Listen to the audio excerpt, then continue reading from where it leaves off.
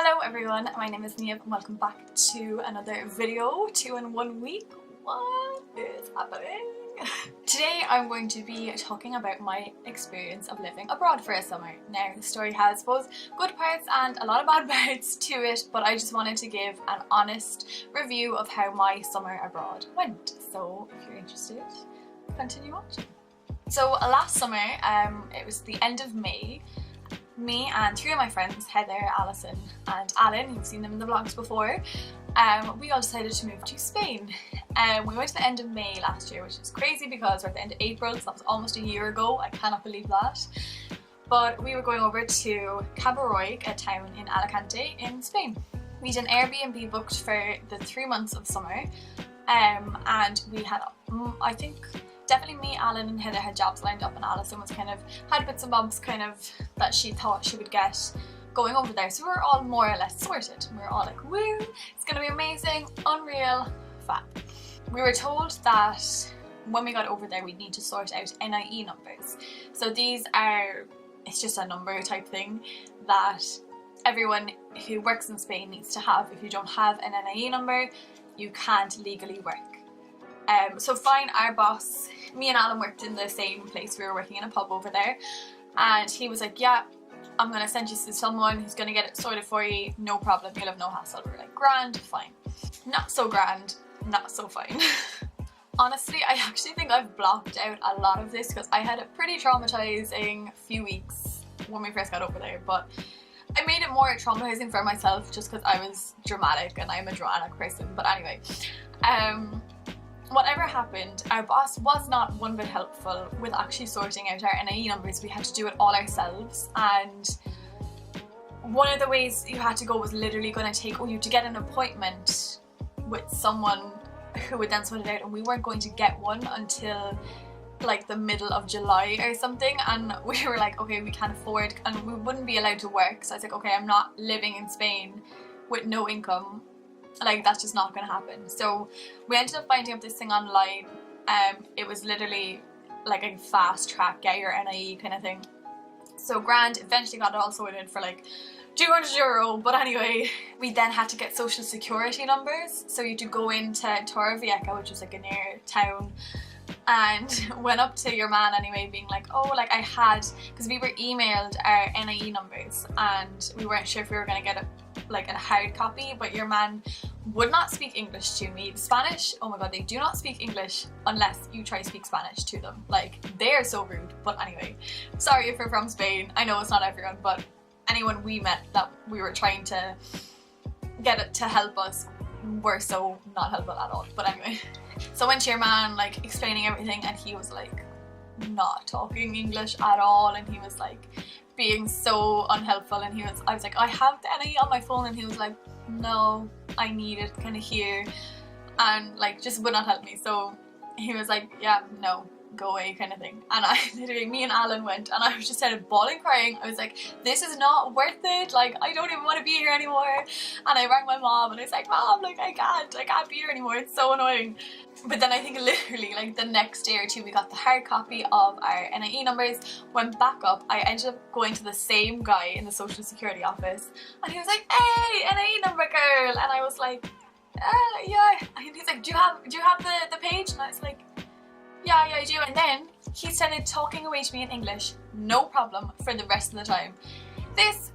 Oh my god, he literally refused to speak any English the last time. But then when I had everything, he was like, oh great, you know, you have this, I'll just get this from you now. I was like, you can speak English perfectly. Like, would it have been that hard to do it the last time? Probably not, but okay. But eventually, anyway, after 3 weeks or something and a lot of money spent on actually getting the NIE and taxis up and down to different offices, we eventually got it. So if you are planning on ever living in Spain, even for a short amount of time, you need an NIE number, and I would recommend going like ages beforehand. So if you can get out to Spain for a weekend, have like your appointments all set up, because you can't get an NIE number anywhere but Spain. So I would just recommend getting cheap flights out to somewhere and just getting it sorted before you actually move over there, because especially during the summer the offices were all so busy. So if you can get out at a quieter time, do that. It would be way less stressful, okay?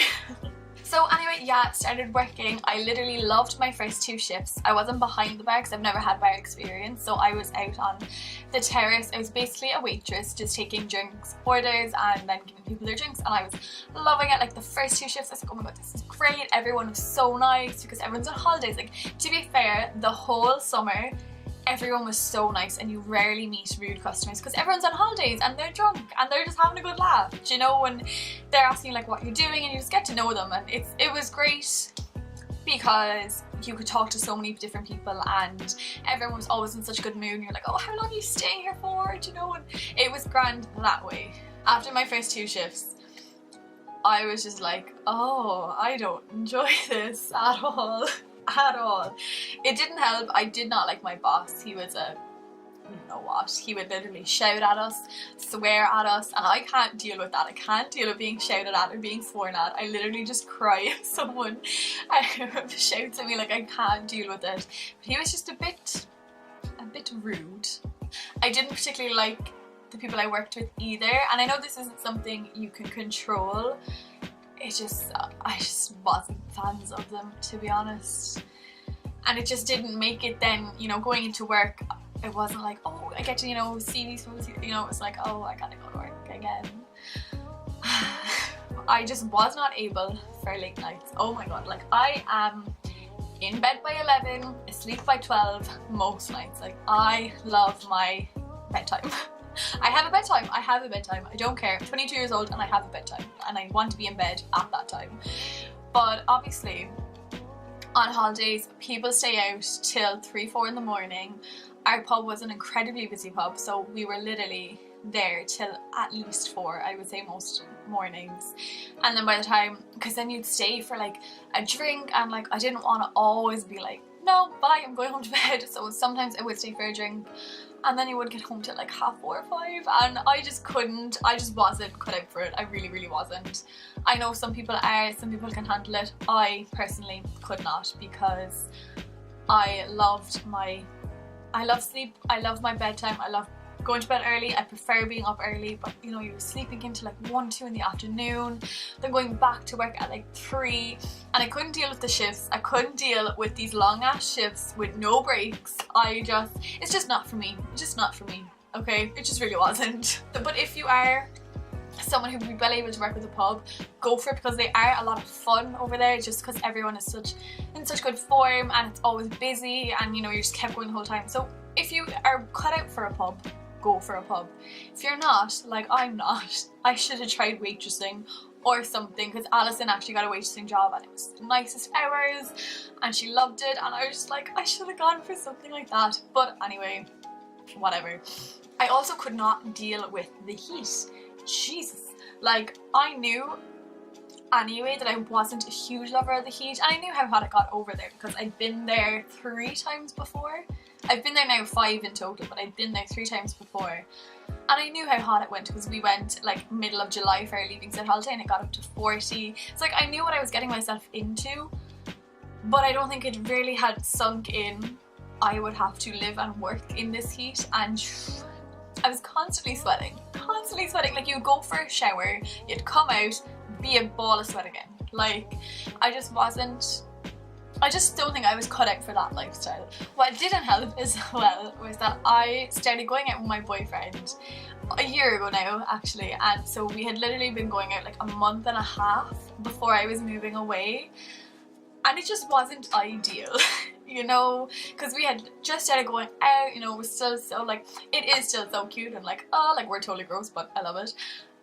But you know, we were still very much in that like new bubble of like, oh my god, like I have a boyfriend, and like, oh, you know, it was great. And then I had to leave him for 3 months, and I was literally bawling, crying at the airport. I literally left him at the car, left him and my mom at the car. I was like, you can't come in because I can't deal.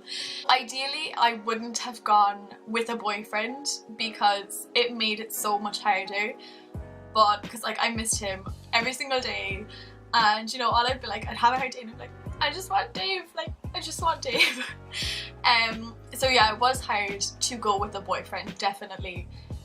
Really consider that. Like, I had planned it before we were ever serious, so you know, I was going anyway. But ideally, I wouldn't have gone because I wanted to stay with him. But I am glad that I didn't, like, you know, cancel it for a boyfriend. He's gonna be like, why are you saying all this stuff? Like, what? Like, but you know what I mean, Dave. Like, you know, it's a hard thing to do, to go away for 3 months when you've just started a relationship. But we did it. I mean, you know, we are still unreal. And it was hard, you know, but I think it definitely made us appreciate each other that bit more. Like, he came over for 2 weeks then, like end of July, start of August, and that time then together was just amazing. So it is good. I mean, it was a test. Like, we know that we can go long distance. We don't ever want to do it ever again, but we know that we can, and we know that it doesn't have any negative effects on us and stuff. So, I mean, if you really want to test your relationship, go away for 3 months without him if you want. But I don't ever want to leave him for that long again. That was one thing that definitely made it that bit harder. But yeah, then it got to, like, I don't know when, but I was just like, I don't have to be here. I don't have to be going through this, because I just kind of accepted, maybe the start of July, I think I had accepted I am not enjoying this. And it was a really hard thing to do because I felt like my 3 friends were like just having the ideal summer and just like loving it, and I was just crying at night sometimes because I just hated it. And it was hard for me to accept it and to allow myself to not enjoy it, you know, because you have these expectations going over, like, oh my god, it's gonna be unreal, you know, last summer abroad, like, oh, it's fab. And it just wasn't everything I was expecting, and I struggled to allow myself to accept that. Does that make sense? I got to a point where I was like, okay, I'm done with this. So I rang my mom and I was like, she's like, how are you getting on? I was like, yeah. I was like, then I just kind of started slowly crying, and I was like, I think I'm gonna come home early. And she was like, yeah. And I was like, yeah, I think I'm gonna come home early. She was like, do you know what? Do, because she could tell that I wasn't enjoying it. You know, moms know. She could just tell, you know, from my texts, and just anytime I rang her, I was never like, oh my god, it's amazing. I was always like, oh yeah, it's fun, you know. It was hard to accept that I wanted to leave, you know, because it felt like I was giving up, but I wasn't giving up, you know, I was just doing what was best for me.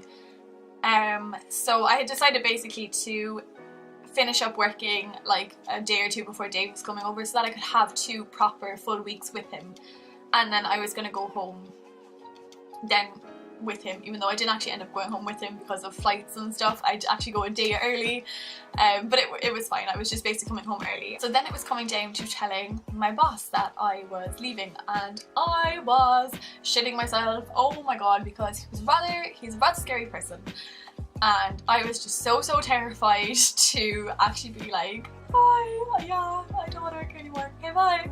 I was absolutely pooping my pants walking down there to tell him. But I did it. I was like, look, I was nearly crying like the whole time. I was actually like shaking. I was like, look, I'm not enjoying myself. I want to go home, so I'm gonna go home. I'm gonna work till then. I'm gonna have a 2-week holiday with my boyfriend, and then I'm gonna go home. Okay, thanks, bye. And he actually took it incredibly well. He was actually very nice about it. He was like, look, that is no problem. He's like, if you're not happy, obviously don't stay here. He was like, you have been an amazing worker, and if you do ever want to come back, he's like, you're always welcome to go back here. And I thought that was really nice because he didn't have to say that, you know.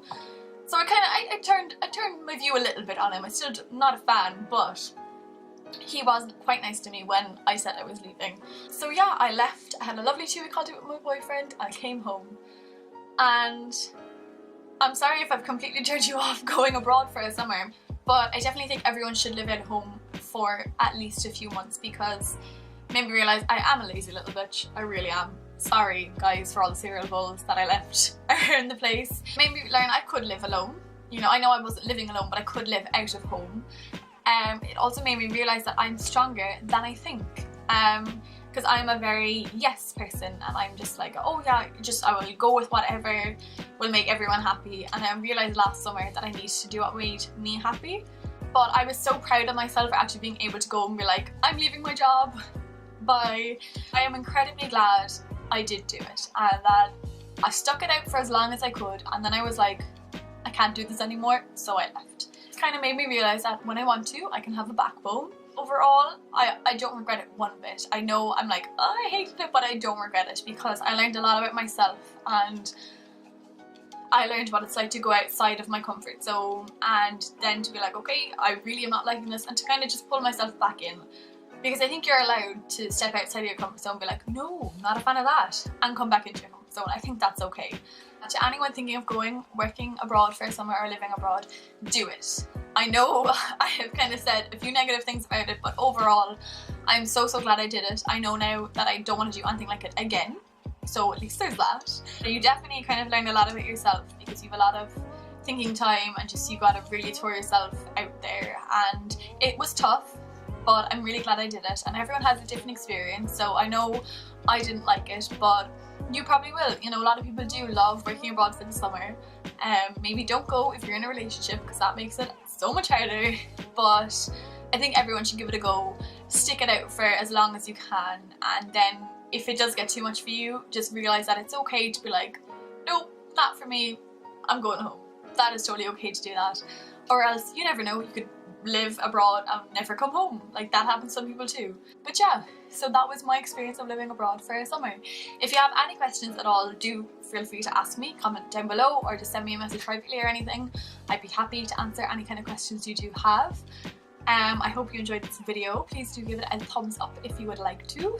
If you would like to, yeah. Give it, you know what I mean. Thumb up if you liked it, yeah. Subscribe if you haven't, I'd really appreciate it. And I shall see you when I next see you.